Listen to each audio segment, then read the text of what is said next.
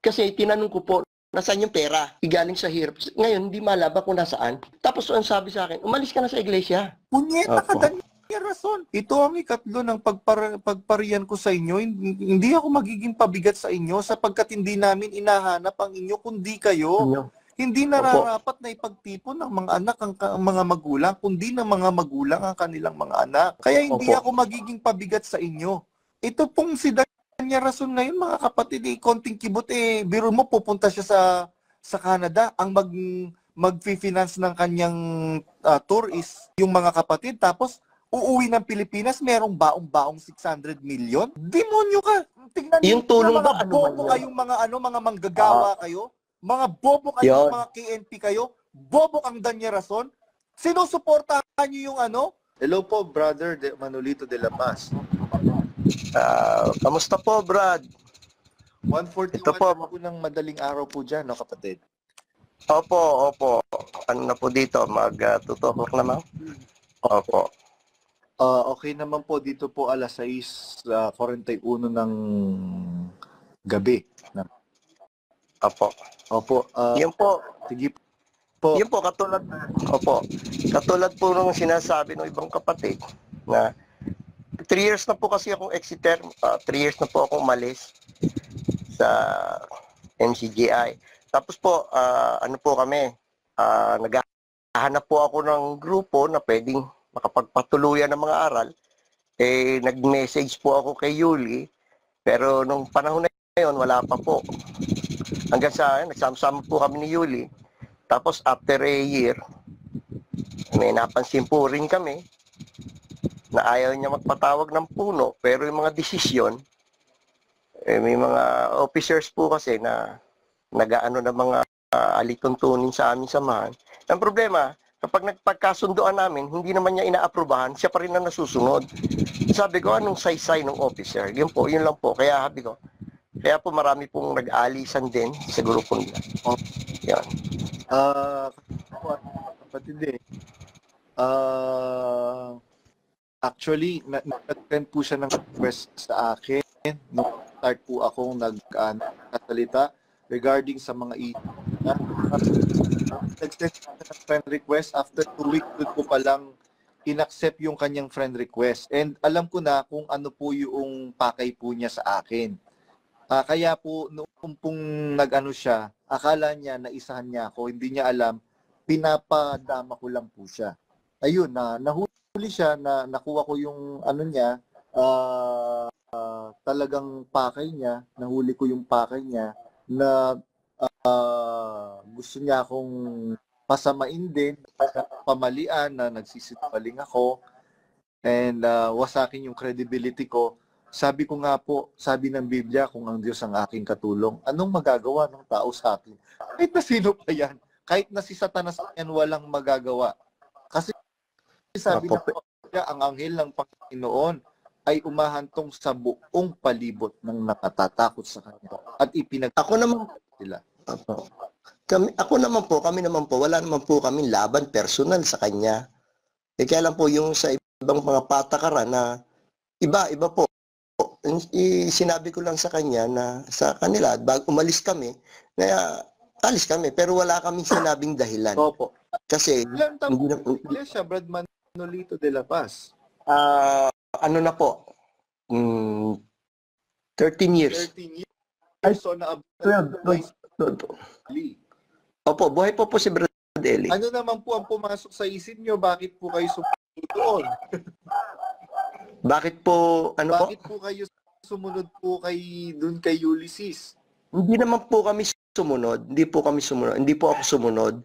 Nung ako po aktibo pang kaanib sa MCGI, meron na-message ko po yun sa inyo. Meron pong pangyayari kasi dito sa aming lokal na magpapatayo daw ng lokal.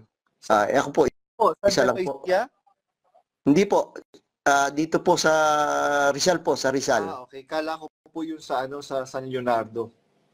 Hindi po. Dito po sa Rizal. Po kasi sa akin Apo. Dito po ang nangyari po, April po yun, pasalamat, 2022 po. Pasalamat 2022. ano, nangyari, pinutulan ako ng link habang nasa pasalamat ng manggagawa. At ang gusto, kausap. Ginawa ko po, hindi po ako mapakali dahil araw pa. Salamat po yun, last day, April eh. Tinawagan ko yung manggagawa, kung ano-ano po sinabi sa akin. Tapos, ang nangyari, yung usapan namin Ano nung daw po 2019, bakit po kayo tinanggalan ng link, kapatid? dahil nga po daw ako po ay namumusong sa iglesia, lumalaban po daw Ano daw ako. po ang Sabi ko, batayan nila na namumusong kayo sa iglesia, lumalaban kayo sa iglesia? kasi po ang nangyari po kasi politically, kinu-question ko po, sabi ko dun sa manggagawa, di ba ang doktrina, hindi tayo sasanib sa politika? Bakit ngayon, yung BH party list, ikinakampanya pa ng mga kapatid, gaano pa ng mga t-shirts, sa kanya-kanyang gastos. Sabi ko, ginagamit ng kapatid sa mga kung ano-anong kapritsyo ng iglesia. Sabi ko, ang iglesia hindi para sa politika. Kung boboto tayo, bumoto, pero wag kayong mag-iendorso ng ng isang party list. Sabi ko, kino-question nyo ang ibang relihiyon. Sabi ko doon sa manggagawa, Opo. na keso sumusuporta sa Sibak Party List, yung Born Again, Kalinga, yung Pentecostal, tapos itong Alaga, itong maraming party list. Tapos kino-question nyo, pero ba tayo mismo sumusuporta tayo? At ang sabi pa ng manggagawa, bakit natinig mo ba na sinabi ni Kuya, tawag niya Kuya, na inendorso niya ang BH Party List? Sabi ko, aba, para tayo naglulukuhan. Sasabihin ba yun sa pagkakatipon? Di magkakaroon ng ebidensya na siya ay nag-endorso ng party list. Sabi ko, wala tayong pinagkaiba sa kanila. De Brad, iba tayo. Ikaw, hindi ka naman tayo pinipilit. Sabi ko, hindi nga pinipilit, pero kinukulit. Opo, tama. Tama po. Tama po yung Sabi ko. observation po ninyo. Tapos, tinanong ko, nasaan po ba yung napagkasundoan na yung pera na ako, ordinary lang na tao. Kasi pa nangyari po, kapag po mayroong project, pagkatapos po ng pagkakatipon, tatawagin ka sa opisina. Sa office na mga pagkatapos sasabihin sa'yo, Brad, magkano ba pwede mong ibigay? Ikaw, kahit wala kang hawak na pera, ang sasabihin nila, bro, kailangan magsabi ka magkano yung figure, kung magkano, para isusulat namin kung magkano yung malilikom na kahit wala pa yung pera. Siyempre po, sige, sasabihin ko, ganito. Utang na antimano yung po. Ibig sabihin, kailangan. Ako naman po, isang ordinaryo manggagawa lang dahil nasabi ko, dahil sa pananampalataya, nakapagbigay ako. Sa madami nga pong mayaman sa aming lokal, hindi naman po napakalaki no aking naibigay, pero isa sa malaki. Tapos dito na nga po, yung issue ng 2019, tapos 2022 na, inano pa niya, binuksan. Tapos kasi po, ang nangyayari po kasi, may politika po sa MCGI talaga. Hindi sila nag-i-endorso. Sabi ko, hindi nga kayo nag-i-endorso ng partikular na tao. Pero, sinasabi nyo naman kung sino ayaw nyo. Correct.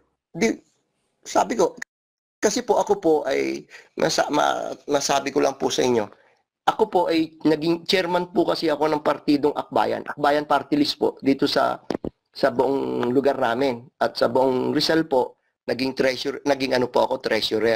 At isa po ako sa campaign manager po ni Senador Risa Hontiveros dito. Nangyari po, angal sila ng angal kay Risa. Sabi ko, tinututulan niyo si Risa Hontiveros. Politika po. Opo. Tinututulan niyo si Risa, pero mas gusto niyo yung worst na makakandidato. Correct. Brother, masabat ko lang po kayo. Nabanggit niyo po kasi campaign manager po kayo ni Senator Risa Hontiveros po dyan. Opo. Sa lugar po Opo. ninyo. So, it Opo. means to say, meron po kayong access kay Risa Hontiveros? Probably? Possibly? Meron po akong access, pero ngayon po, meron po kasi kaming, may project po ako. Hindi po ako nag-active ngayon. Pwede niyo po bang ilapit yung concern ko po at concern po ng kapatiran na mga nakikinig kay Senator Risa Hontiveros? kailangan po bro, pag po tayo naglapit doon, meron po tayong dala-dala na mga ano po yung Meron reklamo. po. Ano po yung katulad po. Meron pong ano mga Brother Manolito de la Paz. Meron po tayong mga dokumento. Documented po lahat. Pwede po. Kung maaari, yan niyo po, dadala natin. Kaya lang Opo. po, siguro po, after election nito, kasi katulad po nung ginawa kay Buloy, Yes, inaano po talaga. kay Senyor Aguila. Opo. Yun po, pwede po yun. Ako po kasi, pag binamamatay dito, nag-message ako sa secretary, yan, papadala ng budget para doon sa namatayan, ganun po. Ang nangyayari kasi, masyado pong political ang nangyayari dito. Kapag po hindi, katulad po nakaraan, ako po kasi, hindi po ako ayon doon sa kanilang batayan sa pagpili. Ako hindi naman sa pag-ano po. Pag kung ano yung tama, doon po ako. Kasi, sabi ko, baka naman hindi alam nila na ano likaw na kasi kaya nasabi kasi nung isang manggagawa, politically po, Duterte sila, ang iglesia. Ako po, hindi po ako Duterte. Nagagalit po sa akin yung mga ano na sabi sa akin, umalis ka na dito sa iglesia.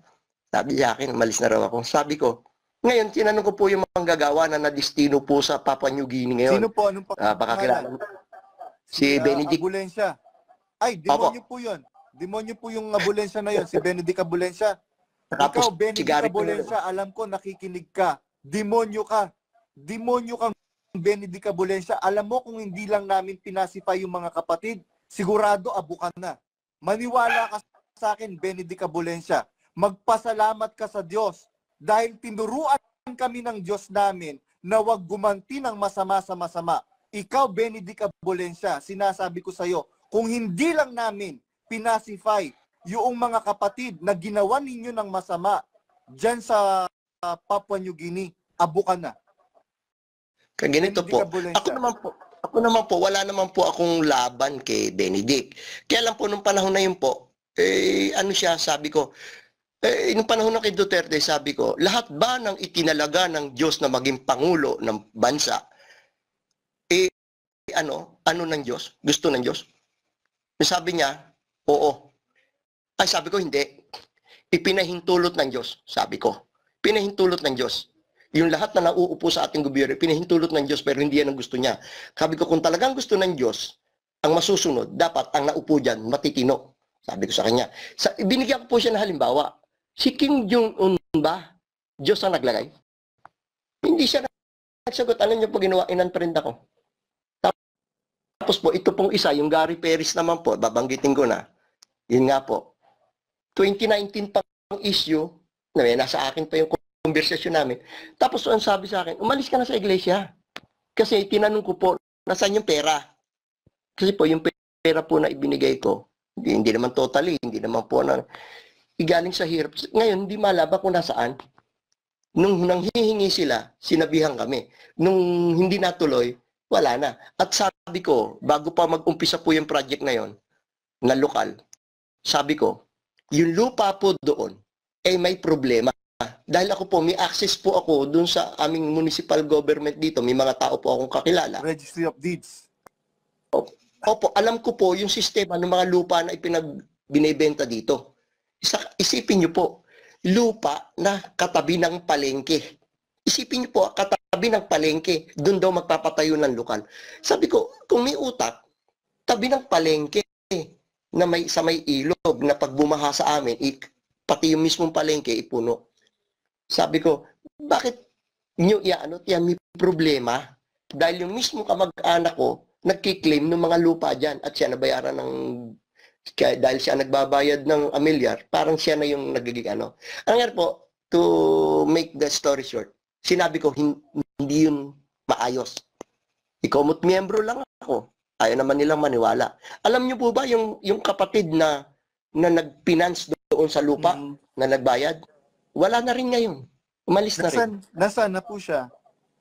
Hindi ko po alam kung saan siya dumadalo. Alam ko po wala na rin eh. Kausapin niyo po, kontakin niyo po kapatid para po hindi mapariwara po yung kapatid. Pero ganun pa man, ako ang tiwala ko.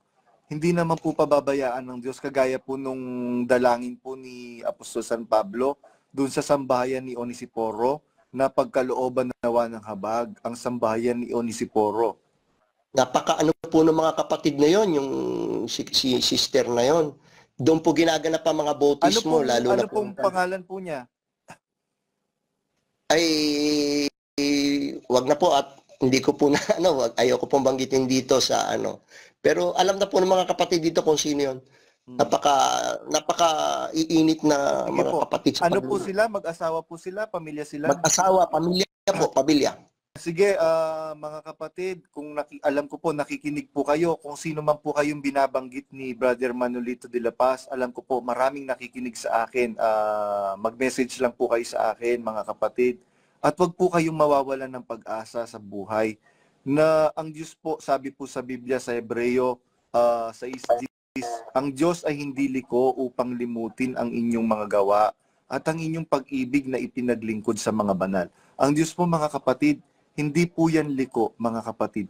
Ang Diyos na ipinakilala sa atin ng Panginoong Jesucristo, ng mga apostol at ng kapatid na Eli Soriano. Iba po sa Diyos na ipinakikilala ni Daniel Rason. Sige po, kapatid. Tapos po, ang napapansin ko po, may mga project po. Iyaano sa kapatid. Tapos bigla pong tatalataan ng magdala